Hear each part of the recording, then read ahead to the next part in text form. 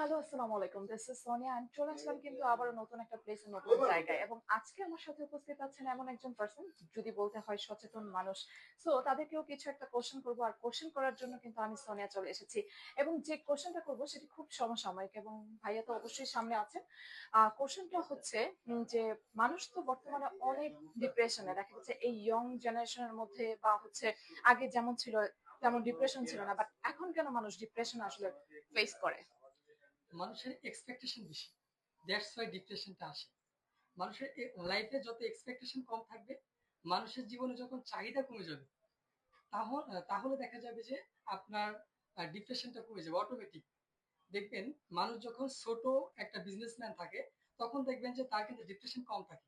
যখন সে আপার লেভেলে যায়, তখন কিন্তু অটোমেটিক তার ডিপ্রেশন বেড়ে যায়।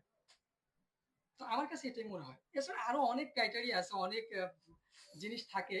ডিপ্রেশনের অনেকগুলো কারণ থাকে, অনেকে প্রেম করে ডিপ্রেশনে পড়ে যায়। অনেকের অনেক ক্রাইটেরিয়া থাকে, এটা আসলে এক ভাই একজনের কি চিন্তাধারা আচ্ছা, এক এক রকমের। ভাইয়া কি কখনো এই ধরনের কোনো কিছু সিচুয়েশন ফেস করেছেন? বাহ, চমৎকার কোশ্চেন করছেন। আমি এখনো ওরকম ডিপ্রেশনে পড়ি নাই, বা আমি রিলেশনই করি না এখনো, তাহলে এত ডিপ্রেশন কই থেকে পাবো? সেই ভয়ে না, কিন্তু আমার আসলে এখনো। ডিপ্রেশনটা কম, মানে আমি ডিপ্রেশন নাই বললেই চলে আমার এরকম। না বড় বিজনেসম্যান, না কোনো মানে প্রেম আছে লাইফে। তো আমি তো ফ্রি, আচ্ছা, দ্যাট মুক্ত মিন্স পাখির হচ্ছে মতো আমি। যে একটা মানুষ যদি ডিপ্রেশনে ফেস করে, তার মানে হচ্ছে তার যত টেনশন থাকবে ডিপ্রেশনে তত বেশি ফেস করবে। সো আরেকটা কোশ্চেন ভাইয়াকে বলবো, সেটি হচ্ছে যে মানুষ কাকে বলবেন যে সেই মানুষটা সব থেকে বেশি, কি মনে হয় আপনার কাছে সুখী সেই মানুষ বলতে? মানুষটা, সুখী মানুষ বলতে আপনি কি বুঝেন? সুখী মানুষের আসলে অনেকগুলা ক্রাইটেরিয়া থাকে, এটা আপনিও জানেন, আমরা সবাই জানি।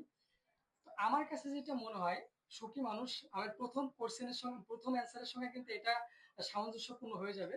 যেটা আমাদের জীবনে, আমাদের আমাদের অনেক চাহিদা।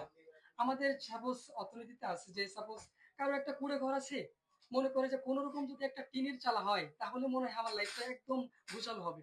তখন যখন আবার টিনের চালাটা হয়ে যায়, মনে হয় আমার যদি একটা পাকা করা, ছোট একটা পাকা করা ঘর হয়, তাহলে মনে হয় আমার লাইফটা সুখী। তারপর যখন সেটা হয়ে যায়, সে মনে করে আমি কিভাবে বিল্ডিং দিব, ইটের বিল্ডিং দিব, উপরে ছাদ থাকবে। এইভাবে কিন্তু বাড়তেই থাকে, কারো কিন্তু চাহিদা কমে না কখন। মানুষের মানে পৃথিবীতে অভাবের তুলনায় সম্পদ খুবই সীমিত। তো এই সম্পদ সীমিত জায়গায় আমাদের যদি এত চাহিদা থাকে, তাহলে কিন্তু আমরা লাইফে সুখী হতে পারবো না। তো লাইফে সুখী হতে হলে যার যত চাহিদা কম, তার লাইফ তত সুখী, আই থিঙ্ক। ওয়াও, জোস জোস একটা আনসার দিয়েছে। আসলে এটাই হওয়া উচিত যে সমসাময়িক বিষয় নিয়ে, দেখা গেছে আগে যেমন জামা একটা পরলে দেখা গেছে একটা নিয়ে আমরা হ্যাঁ, সুখে থাকতাম। হ্যাঁ, সো যেমন যেমন আপুর আইফোন 13 প্রো ছিল, এখন আইফোন 16 প্রো, 16 প্রো নিচ্ছে। আবার আবার দেখা যাচ্ছে 16 প্রোতে কোনো প্রবলেম হয় নাই, এরপরে 17 প্রো আসলো, সেখানে 17 প্রো ওইটা এক্সচেঞ্জ করে একটা নিয়ে নিচ্ছে। আপুকে তো উদাহরণ দিলাম, এরকম হিউজ মানুষ হচ্ছে, হিউজ নিচ্ছে সবাই। তো এটাই আসলে, কেউ মানে আইফোন 7 8 পাচ্ছে না, কেউ 17 চালাচ্ছে, কিন্তু সেও সুখী না। সে মনে করতেছে, আমি কেন এই মাসে বাইরে ট্যুর দিতে পারলাম না, অমুকের এটা একটা করলা আছে, কেন তার রেঞ্জ রোভার হলো না, আমার আমার কেন রেঞ্জ রোভার হলো না। মানে যার যেটা আছে সে সেটা সুখী নিয়ে না। যার একটা গার্লফ্রেন্ড আছে, সে চিন্তা করতেছে আরো একটা গার্লফ্রেন্ড দরকার। যার আর যেমন আমি সিঙ্গেল, আমি একদম সুখী। আলহামদুলিল্লাহ, খুবই ভালো। ভাইয়া অনেক সুখে আছে। থ্যাংক ইউ সো মাচ ভাইয়া, অনেক অনেক টিপস। অর্থাৎ যারা আসলে মনে করে যে আসলে সুখী মানুষ শুধু তারাই আছে, নদীর উপার থেকে বলে না যে আমি এই পার থেকে ওই পারে দেখছি, সেই মানুষ মনে হয় সুখে আছে। আসলে পৃথিবীতে ম্যাক্সিমাম মানুষই দেখা যাচ্ছে ডিমান্ড যার যত বেশি, সে কিন্তু সব থেকে বেশি ডিপ্রেশনে থাকে। সো ডিমান্ড কম হলে তার সুখ তত লাইফের বেশি। ডিমান্ড কমাতে হবে। Thank you so much.